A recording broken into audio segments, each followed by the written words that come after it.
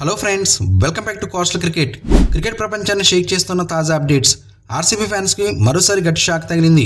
మాజీ క్రికెటర్ రషీద్ లతీఫ్ ప్రకటన చేస్తూ ఎంఎస్ ధోని సిఎస్కేలో ఉన్నంత వరకు ఆర్సీబీ టైటిల్ గెలుస్తుందని ఊహించకండి అంటూ సంచలన వ్యాఖ్యలు చేశాడు.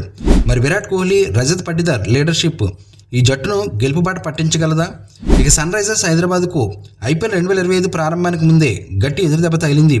బ్రైడెన్ కార్సీ గాయం కారణంగా టోర్నమెంట్కు దూరం అవడంతో అతని స్థానంలో వియాన్ ముల్డర్ను తీసుకుంది. ఇది జట్టు బ్యాలెన్స్ను ప్రభావితం చేస్తుందా? ఇది ఇలా ఉంటే టీమిండియా మిడిల్ ఆర్డర్లో శ్రేయస్ అయ్యర్ గేమ్ చేంజర్గా మారాడు. 2024-25 ఛాంపియన్స్ ట్రోఫీలో ఇతని దూకుడు, స్పిన్నర్లపై అతని ఆధిపత్యం, విరాట్ కోహ్లీతో కీలక భాగస్వామ్యం ఇవన్నీ టీమిండియాలో అతని స్థానం మరింత బలపరిచాయి. మరోవైపు ఇంగ్లాండ్ క్రికెట్లో కెప్టెన్ సిరీస్ హీటప్ అవుతుంది. రాబ్కి స్పష్టంగా బెన్ స్టోక్స్ని పరిగణించకపోతే పెద్ద తప్పిదం అని ప్రకటించాడు. మరి ఇంగ్లాండ్ ఓడిఐ కెప్టెన్సీ ఎవరి చేతికి వెళ్తుంది? ఇలాంటి ఆసక్తికరమైన విషయాలను ఇప్పుడు తెలుసుకుందాం. ఈ వీడియోను పూర్తిగా చూడండి. ఇంగ్లాండ్ క్రికెట్లో కొత్త కోణం, కొత్త నిర్ణయం, కొత్త కెప్టెన్సీ కోసం తీవ్రమైన చర్చలు. 2025 ఛాంపియన్స్ ట్రోఫీలో జట్టు ఘోరంగా విఫలమైంది. ఒక మ్యాచ్ గెలవకుండానే గ్రూప్ స్టేజ్లో నిష్క్రమించడం, ఆ తర్వాత జోస్ బట్లర్ తన ఓడిఐ కెప్టెన్సీ నుంచి వైదొలగడం ఇప్పుడు కొత్త నాయకత్వానికి దారితీసింది. స్టోక్స్ని పరిగణించకపోతే అతిపెద్ద తప్పిదం అవుతుంది. ఇదే మాట అంటున్నాడు రాబ్కి, England cricket management director.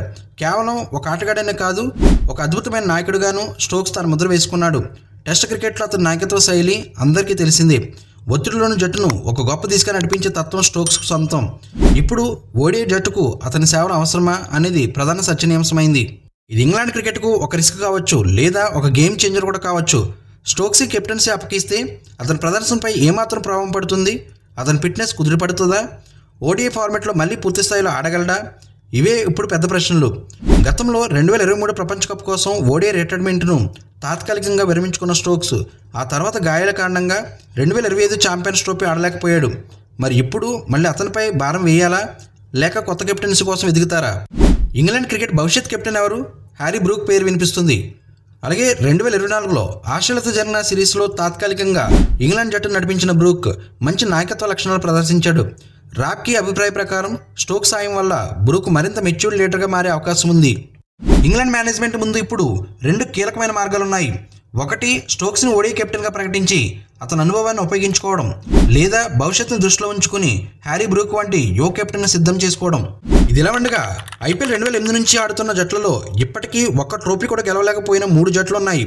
Royal Challengers Bengaluru, Delhi Capitals, Punjab Kings. అయితే వీటిలో అత్యధిక విమర్శలు ఎదుర్కొంటున్న జట్టు ఆర్సీబీ. కారణం, ఈ జట్టులో ఎన్నో అద్భుతమైన ఆటగాళ్లు ఆడినా ఒక్కసారి కూడా టైటిల్ గెలవలేకపోవడం. ఆర్సీబీ తరపున Virat Kohli, AB de Villiers, Chris Gayle, Shane Watson, Brendon McCullum వంటి లెజెండరీ ఆటగాళ్లు ఆడినా ఫైనల్స్కి వెళ్ళినా గెలుపు మాత్రం దక్కలేదు. ఆర్సీబీ ఇప్పటివరకు 3 సార్లు ఫైనల్ చేరింది, కానీ ప్రతిసారి ఓటమిని చవిచూసింది. 2009 ఐపీఎల్ ఫైనల్ డెక్కన్ చార్జర్స్ చేతిలో ఓటమి. 2011 IPL final Chennai Super Kings చేతిలో ఓటమి. 2016 IPL final Sunrisers Hyderabad చేతిలో ఓటమి. 3 సార్లు టైటిల్కు అతి చేరువగా వెళ్ళినా చివరికి నిరాశ మిగిలింది. మరి ఆర్సీబీ నిజంగా టైటిల్ గెలవగలదా? పాకిస్తాన్ మాజీ క్రికెటర్ అహ్మద్ షెహజాద్ ఒక టీవీ షోలో మాట్లాడుతూ ఆర్సీబీ ఐపీఎల్ టైటిల్ గెలవాలంటే మహమ్మద్ అమీర్ ఆ జట్టులో ఉండాలి అని ఓ ఆసక్తికరమైన వ్యాఖ్య చేశాడు. అయితే అదే షోలో పాకిస్తాన్ మాజీ కెప్టెన్ రషీద్ లతీఫ్ మాత్రం ఇది అసంభవం అన్నట్లుగా స్పందించాడు. ఆయన ఏకంగా ఎంఎస్ ధోని సిఎస్కేలో ఉన్నంత వరకు ఆర్సీబీ ట్రోఫీ గెలుస్తుందని కల్లో కూడా ఊహించవద్దంటూ ఘాటు వ్యాఖ్యలు చేశాడు. ఐపీఎల్లో సిఎస్కే అత్యంత విజయవంతమైన జట్లలో ఒకటి. ఎంఎస్ ధోని నేతృత్వంలోని సిఎస్కే మొత్తం 5 టైటిల్ గెలుచుకుంది. అంతేకాకుండా ఎప్పుడు ప్లేయర్స్కి చేరే కన్సిస్టెన్సీ సిఎస్కేకు ఉంది. ధోని మ్యాచ్ ఫినిషింగ్లోనూ జట్టును ఒత్తిడిలో నిలబెట్టడంలో మాస్టర్. అందుకే ఆర్సీబీ తరపున ఎంతమంది స్టార్ ప్లేయర్లు ఆడినా అసలు సమస్య ధోనితో పోటీ పడడం అనే మాట రషీద్ లతీఫ్ చెప్పడం ఆసక్తికరంగా మారింది. ఆర్సీబీ జట్టు ఇప్పుడు కొత్త దిశగా ముందుకు వెళ్తుంది. రజత్ పటిదార్ను కొత్త కెప్టెన్గా ప్రకటించారు. ఐపీఎల్ 2025లో ఆర్సీబీ మొదటి మ్యాచ్ మార్చి 22న ఈడెన్ గార్డెన్స్ కోల్కతా నైట్ రైడర్స్తో ఆడనుంది. మరి విరాట్ కోహ్లీ, రజత్ పటిదార్ నాయకత్వంలో ఆర్సీబీ ఈసారి ట్రోఫీ గెలవగలదా? లేదా రషీద్ లతీఫ్ చెప్పినట్లుగా ధోని ఐపీఎల్లో ఉన్నంతకాలం ఈ జట్టు ట్రోఫీని మర్చిపోవాలా? ఇదిలా ఉండగా భారత క్రికెట్ మిడిల్ ఆర్డర్లో ఇప్పుడు ఒక పేరు చాలా ముఖ్యంగా వినిపిస్తుంది. శ్రేయస్ అయ్యర్. 2024-25 ఛాంపియన్స్ ట్రోఫీలో అతని ప్రదర్శన, ఆటతీరు భారత జట్టులో అతని ప్రాధాన్యతను మరింత స్పష్టంగా చూపిస్తుంది. టోర్నమెంట్లో శ్రేయస్ అయ్యర్ స్పిన్నర్లను ఎదుర్కొనే విధానం ప్రత్యేకంగా నిలిచింది. సాధారణంగా బ్యాట్స్మెన్ స్పిన్నర్ని ఎదుర్కొనే సమయంలో కొంత సంయమనంతో ఆడతారు.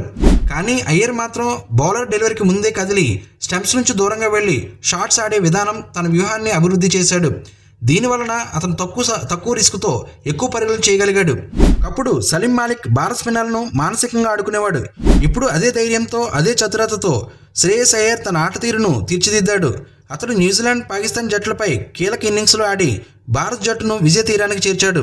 టోర్నమెంట్లో అయ్యర్ కొన్ని అత్యంత కఠినమైన పరిస్థితుల్లో భారత్ జట్టు నిలబెట్టాడు. పాకిస్తాన్ మ్యాచ్లో విరాట్ కోహ్లీతో కలిసి ఇన్నింగ్స్ని స్థిరపరిచాడు.